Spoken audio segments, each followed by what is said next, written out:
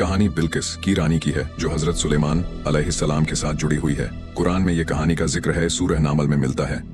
सबा की रानी बिल्किस अपनी बुद्धिमानी और संपन्नता के लिए जानी जाती थी। उनका राज्य बेहद समृद्ध और ताकतवर था, लेकिन उनकी प्रजा सूरज की पूजा करती थी।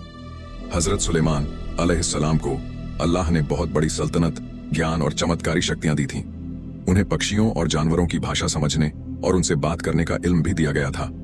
एक दिन हुदहुद नाम का एक परिंदा हजरत सुलेमान अलैहिस्सलाम के पास आया और सबा की रानी और उनकी प्रजा सूरज की पूजा करने की खबर दी। हजरत सुलेमान अलैहिस्सलाम ने यह सुनकर रानी बिल्किस को इस्लाम की ओर बुलाने का फैसला किया। हजरत सुलेमान अलैहिस्सलाम ने रानी बिल्किस को एक खत भेजा जिसमें उन्हें केवल एक अल्लाह की इबादत करने की दावत दी। खत में लिखा था, बिस्मिल्लाहिर्रहमानिर्रहीम। यह खत सुलेमान की ओर से है। इसमें लिखा है, अल्लाह के नाम से शुरू करता हूं जो रहमान और रहीम है। मुझसे दुश्मनी मत करो और अल्लाह के फरमान को मान लो। रानी ने अपने दरबार में मंत्रियों से इस खत पर चर्चा की। उन्होंने सलाह के लिए अपनी प्रजा से विचार मांगे। अंत में उन्होंने एक समझौता किया और हजरत सुलेमान अलैहिस्सलाम की सल्तनत के लिए तोहफा भेजे।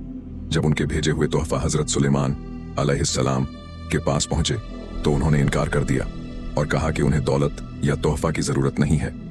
फिर उन्होंने रानी बिल्किस को अपनी सल्तनत में बुलाया।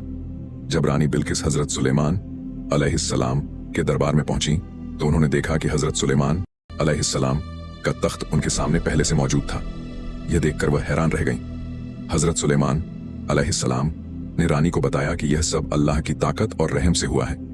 रानी बिल्किस ने अपनी भूल स्वीकार की और केवल एक अल्लाह की इबादत करने का इरादा किया।